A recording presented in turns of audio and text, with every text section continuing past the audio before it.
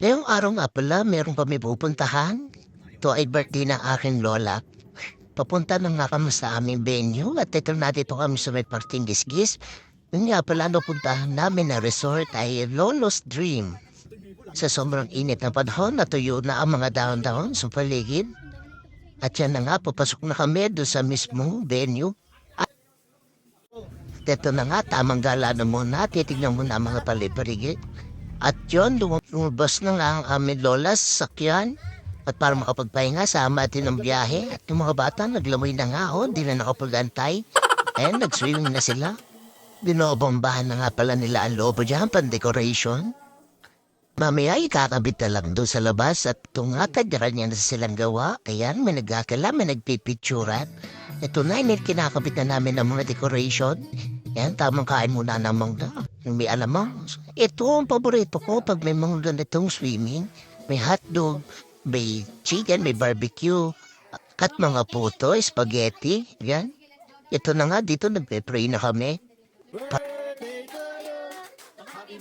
Talaga namang galak na galak din ang aking bibehan sa pagbati sa kanyang lola.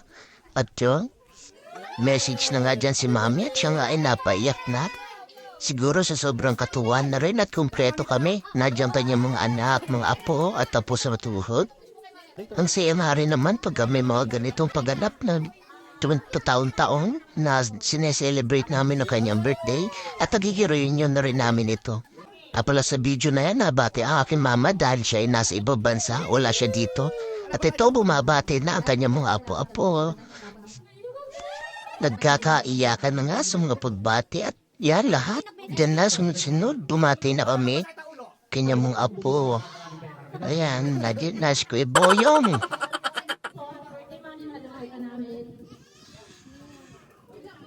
Ito nga, ilalagay na yung pantanggal na sakit sa ulo ni mami. Ito, maganda na ang ngiti ni mami. It's a disay, bumati na din. Talaga sabog ang luha, pati uhod. At ako nga maglalagay na rin. Hindi mawawalan yan ng ganyan, para pa banderitas. Siyempre, kompleto yan. Parang nanalo na sa Miss Universe si mami. At yan si Darwin. Ayan, ang aking abibehan yan. Si Kyrie, parehas na sa sinong bumati ang kanyang apo makukulit. At ito, picture ng magkakapatid. Yan. Sinabay na nga rin pala namin ang birthday ni Kuya. At ito si Icho. Kasi kinabukasan birthday na rin nila. Yan, may pa-surprise na rin. Yan si Darwin, may nakalimutan na ibigay ang kanyang bukay. At talaga naman paalam mo, nanalo naman talaga Kumpletong-kumpleto, nawala ang sakit ni Mami. Ay nakapictura na kami kumpleto. Remembrance na rin para sa amin lahat. Ayan, kukulit. At kanya rin ang post. Ayan na, picture, waki.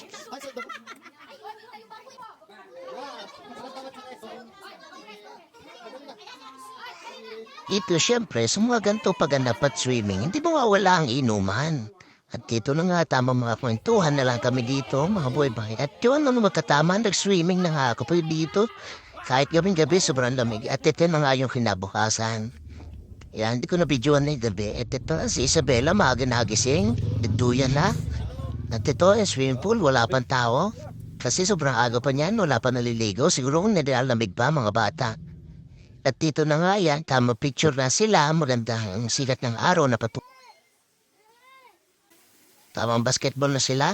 O sige, yan, tumiran press, laglag ba press. O sige, tira mo, preta mo kung sino ka. Sablay. O yun, hindi naman sumot. Ano, tumira ka.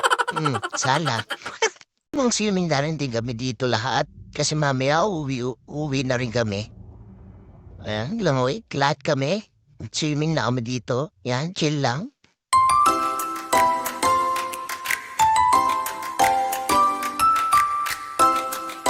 Nag-aayos na nga pala kami ng mga gamit nito, mga oras na to, dahil kami pauwi na. Pabalik na ulit kami sa bahay nila mami. At yan, tapos na ang oras namin dito sa venue. At yan, pauwi na kami, on the way na kami.